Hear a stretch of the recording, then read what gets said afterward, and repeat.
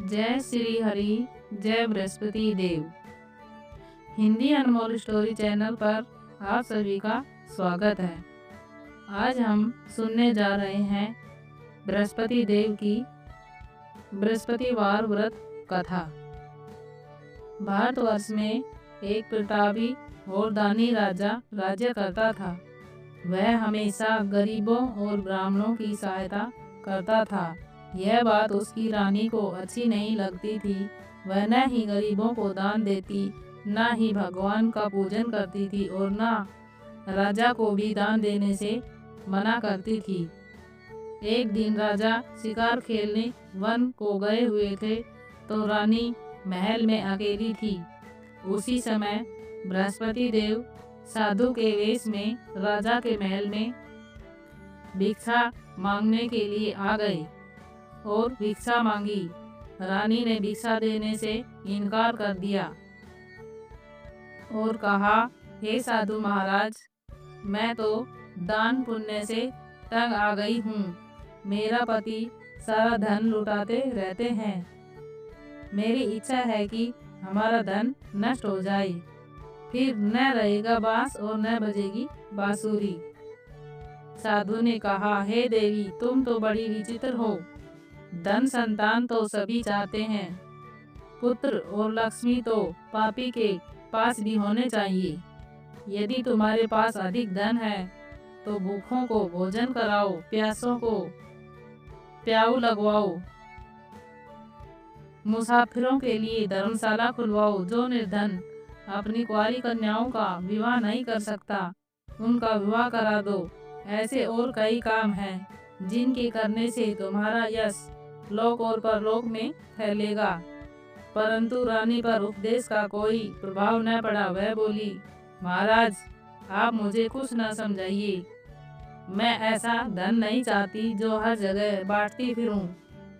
साधु ने उत्तर दिया, यदि तुम्हारी ऐसी इच्छा है तो तथास्तु। तुम ऐसा करना कि बृहस्पतिवार को घर लीपकर पीली मिट्टी से अपना सिर धोकर स्नान करना, भट्टी चढ़ाकर कपड़े धोना। ऐसा करने से आपका सारा धन नष्ट हो जाएगा। इतना कहकर वह साधु महाराज वहां से आलोप हो गया। साधु के अनुसार कई बातों को पूरा करते हुए रानी को केवल 3 बृहस्पतिवार ही बीते थे कि उसकी समस्त धन संपत्ति नष्ट हो गई। भोजन के लिए राजा का परिवार तरसने लगा। तब एक दिन राजा ने रानी से बोला कि हे रानी, तुम यहीं रहो, मैं दूसरे देश जाता हूँ, क्योंकि यहाँ पर सभी लोग मुझे जानते हैं, इसलिए मैं कोई छोटा कार्य नहीं कर सकता। ऐसा कहकर राजा परदेश चला गया। वहाँ वह जंगल से लकड़ी काट कर लाता और शहर में बेचता। इस तरह वह अपना जीवन व्यतीत करने लगा। इधर राजा के परदेश जाते ही रानी और दासी दुखी रहने लगी। एक बार जब रानी और दासी को 7 दिन तक बिना भोजन के रहना पड़ा तो रानी ने अपनी दासी से कहा, हे दासी, पास के ही नगर में मेरी बहन रहती है। वह बड़ी धनवान है। तू उसके पास जा और कुछ ले आ, ताकि थोड़ी बहुत गुजर बसर हो जाए। दासी रानी की बहन के पास गई। उस दिन गुरुवार था और रानी की बहन उस समय बृहस्पतिवार व्रत की कथा सुन रही थी।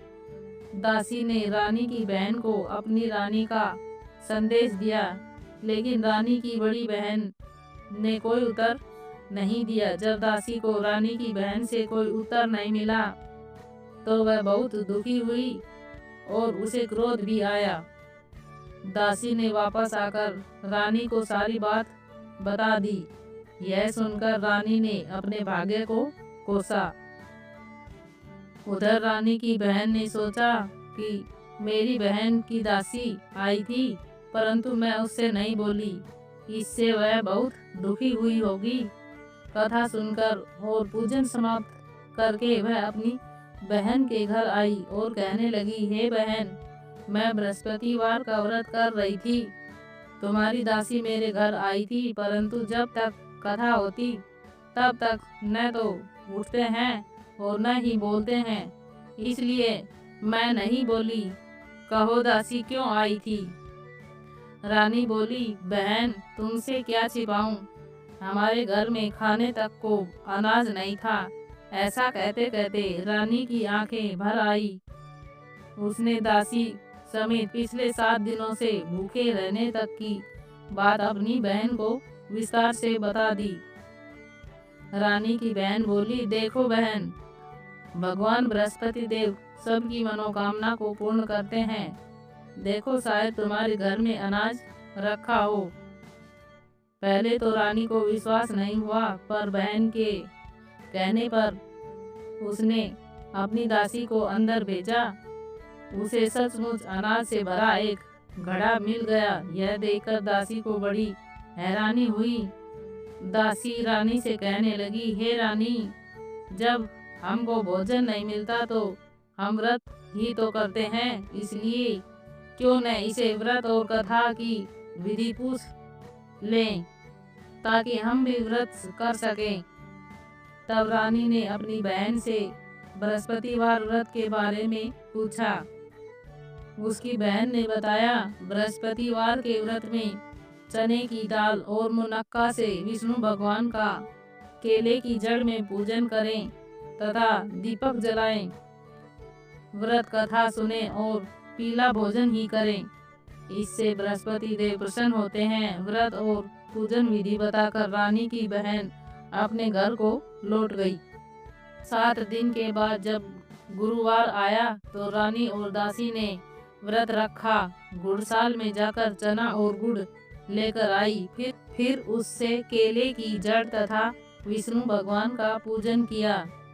अब पीला भोजन कहाँ से लाए, इस बात को लेकर दोनों बहुत दुखी थे, क्योंकि उन्होंने व्रत रखा था, इसलिए बृहस्पति देव उनसे प्रसन्न थे। इसलिए वे एक साधारण व्यक्ति का रूप धारण कर 2 थालों में सुंदर पीला भोजन दासी को दे गए। भोजन पाकर दासी प्रसन्न हुई और फिर रानी के साथ मिलकर भोजन ग्रहण किया। इसके बाद वे सभी गुरुवार को व्रत और पूजन करने लगी। बृहस्पति भगवान की कृपा से उनके पास फिर से धन संपत्ति आ गई, परंतु रानी फिर से पहले की तरह आलस्य करने लगी। तब दासी बोली, देखो रानी, तुम पहले भी इसी प्रकार आलस्य करती थी। तुम्हें धन रखने में कष्ट होता था, इस कारण सभी धन नष्ट हो गया, और अब जब भगवान बृहस्पति देव की कृपा से धन मिला है तो तुम्हें फिर से आलस्य होता है। रानी को समझाते हुए दासी कहती है कि बड़ी मुसीबतों के बाद हमने यह धन पाया है, इसलिए हमें दान पुण्य करना चाहिए, भूखे मनुष्यों को भोजन कराना चाहिए और धन को शुभ कार्यों में खर्च करना चाहिए, जिससे तुम्हारे कुल का यश बढ़ेगा, स्वर्ग की प्राप्ति होगी और पितृ प्रसन्न होंगे। दासी की बात मानकर रानी अपना धन शुभ कार्यों में खर्च करने लगी, जिससे पूरे नगर में उसका यश फैलने लगा।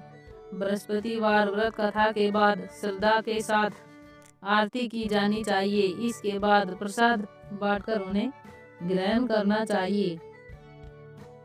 एक दिन राजा दुखी होकर जंगल में एक पेड़ के नीचे आसन जमाकर बैठ गया। वह अपनी दशा को याद करके व्याकुल होने लगा। बृहस्पतिवार का दिन था। एकाएक उसने देखा कि निर्जन वन में एक साधु प्रकट हुए। वह साधु वेश में स्वयं बृहस्पति देव थे। लकड़हारे के सामने आकर बोले, हे लकड़हारे, इस सुनसान जंगल में तू चिंता मगन क्यों बैठा है? लकड़हारे ने दोनों हाथ जोड़कर प्रणाम किया और उत्तर दिया, महात्मा जी, आप सब कुछ जानते हैं, मैं क्या कहूँ। यह कहकर रोने लगा और साधु को अपनी आत्मकथा सुनाई। महात्मा जी ने कहा, तुम्हारी स्त्री ने बृहस्पति के दिन बृहस्पति भगवान का निरादर किया है, जिसके कारण रुष्ट होकर उन्होंने तुम्हारी यह दशा कर दी। अब तुम चिंता को दूर करके मेरे कहने पर चलो तो तुम्हारे सब कष्ट दूर हो जाएंगे और भगवान पहले से भी अधिक संपत्ति देंगी। तुम बृहस्पतिवार के दिन कथा किया करो, 2 पैसों के चने मुनक्का लाकर उनका प्रसाद बनाओ और शुद्ध जल से लोटे में शक्कर मिलाकर अमृत तैयार करो। कथा के पश्चात अपने सारे परिवार और सुनने वाले प्रेमियों में अमृत व प्रसाद बांटकर आप भी ग्रहण करो। ऐसा करने से भगवान तुम्हारी सभी मनोकामनाएं पूर्ण करेंगे। साधु के ऐसे वचन सुनकर लकड़हारा बोला, हे प्रभु, मुझे लकड़ी बेचकर इतना पैसा नहीं मिलता जिससे भोजन के उपरांत कुछ बचा सकूं। मैंने रात्रि में अपनी स्त्री को व्याकुल देखा है। मेरे पास कुछ भी नहीं जिसे मैं उसकी खबर ला सकूं। साधु ने कहा, हे लकड़हारे, तुम किसी बात की चिंता मत करो। बृहस्पतिवार के दिन तुम रोजाना की तरह लकड़ियां लेकर शहर को जाओ। तुमको रोज से दुगना धन मिलेगा जिससे तुम भली भांति भोजन कर लोगे और बृहस्पति देव की पूजा के समान भी आ जाएगा। इतना कहकर साधु अंतर्ध्यान हो गया। धीरे धीरे समय बीतने लगा।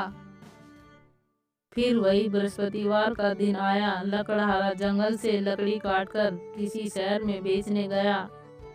उसे उस दिन और दिन से भी अधिक पैसा मिला। राजा ने गुड़ चना लाकर गुरुवार का व्रत किया।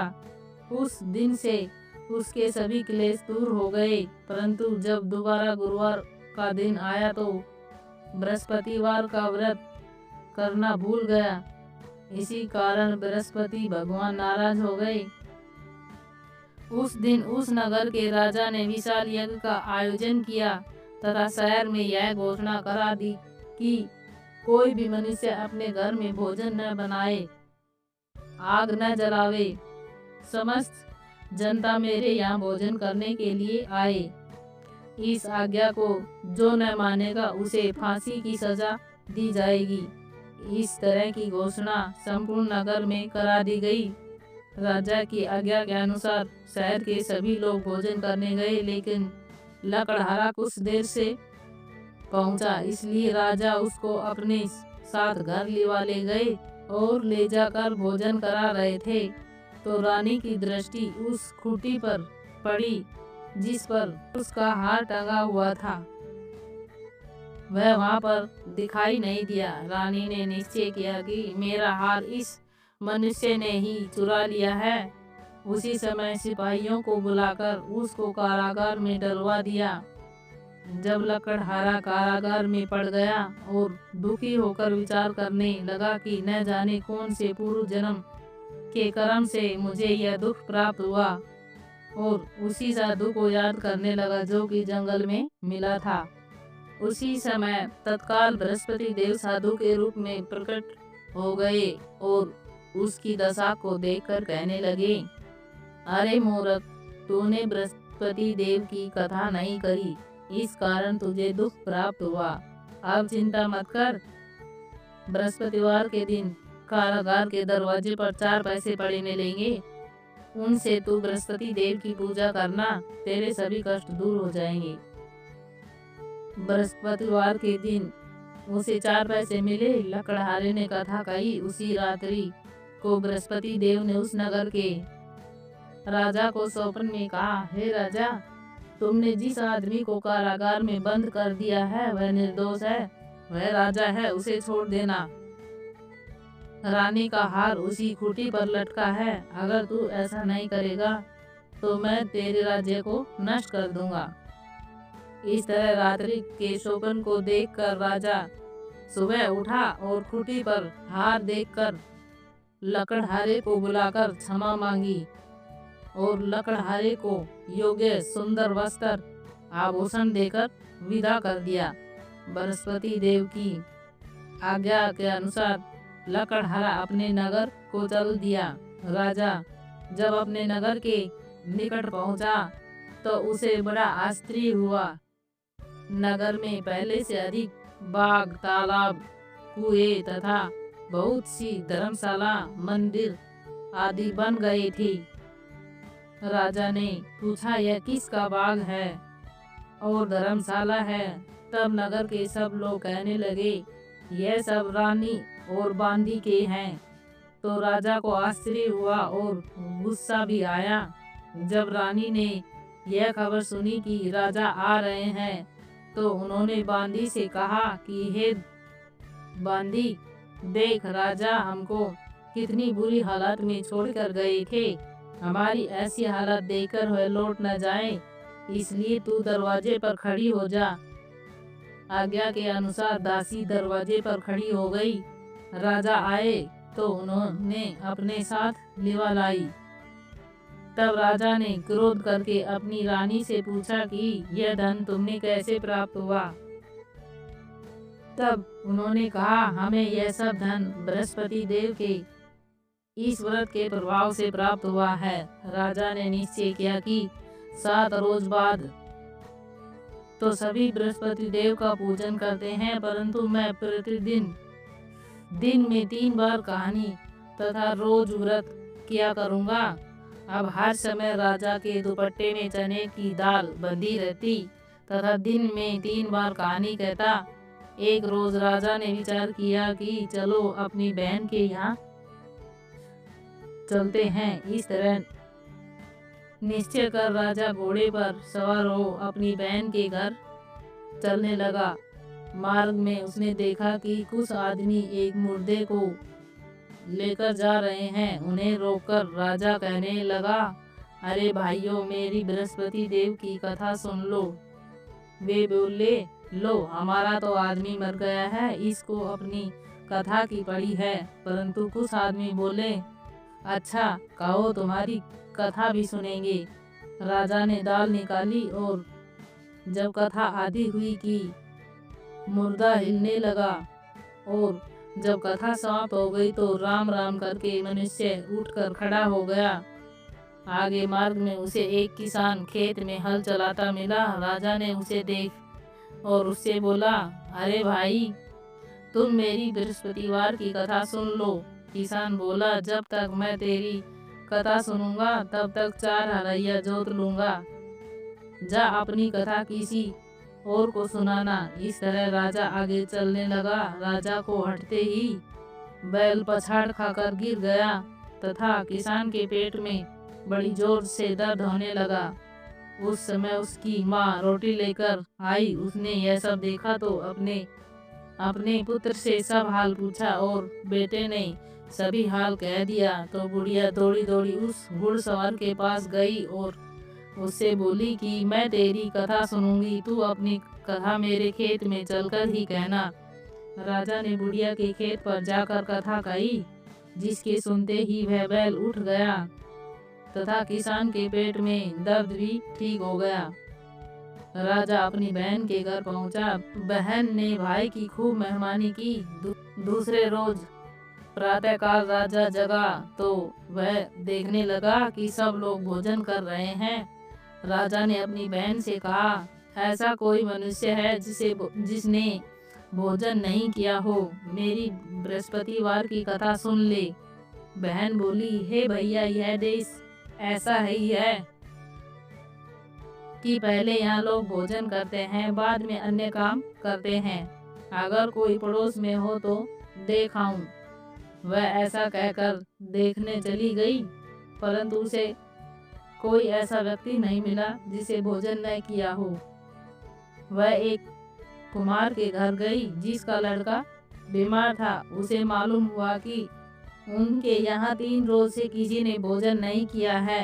रानी ने अपनी भाई की कथा सुनने के लिए कुम्हार से कहा। वह तैयार हो गया। राजा ने जाकर बृहस्पतिवार की कथा कही, जिसको सुनकर उसका लड़का ठीक हो गया। अब तो राजा की प्रशंसा होने लगी। एक रोज राजा ने अपनी बहन से कहा, हे बहन, हम अपने घर को जाएंगे, तुम भी तैयार हो जाओ। राजा की बहन ने अपनी सास ने कहा, हाँ चली जा, परंतु अपने लड़कों को मत लेकर जाना, क्योंकि तेरे भाई के कोई औलाद नहीं है। बहन ने अपने भाई से कहा, हे भाई, मैं तो चलूंगी पर कोई बालक नहीं चलेगा। राजा बोला, अब कोई बालक नहीं चलेगा, तब तुम क्या करोगी? बड़े दुखी मन से राजा अपने नगर को लौट आया। राजा ने अपनी रानी से कहा, हम निर्वंशी हैं, हमारा मुख देखने का धर्म नहीं है और कुछ भोजन आदि नहीं किया। रानी बोली, हे प्रभु, बृहस्पति देव ने हमें सब कुछ दिया है, वह हमें औलाद भी देंगे। उसी रात को बृहस्पति देव ने राजा से शोभन में कहा, हे राजा, उठ, सभी सोच त्याग दे, तेरी रानी गर्भ से है। राजा को यह बात सुनकर बड़ी खुशी हुई। 9वें महीने में उसके गर्भ से एक सुंदर पुत्र पैदा हुआ। तब राजा बोले, हे रानी, स्त्री बिना भोजन के रह सकती है, पर बिना कहे नहीं रह सकती। जब मेरी बहन आवे तुम उससे कुछ मत कहना। रानी ने सुनकर हाँ कह दिया। जब राजा की बहन ने यह शुभ समाचार सुना तो वह बहुत खुश हुई और बधाई लेकर अपने भाई के घर आई। तभी रानी ने कहा, घोड़ा चढ़कर तो नहीं आई, गधा चढ़कर आई। राजा की बहन बोली, भाभी, मैं इस प्रकार न कहती तो तुम्हें औलाद कैसे मिलती। बृहस्पति देव ऐसे ही हैं, जैसी जिसके मन में कामनाएं हैं सभी को पूर्ण करते हैं। जो सद्भावना पूर्वक बृहस्पतिवार का व्रत करता है एवं कथा पढ़ता है, कथा सुनता है, दूसरों को सुनाता है, बृहस्पति देव उसकी सभी मनोकामनाएं पूर्ण करता है। बोली बृहस्पति देव की जय।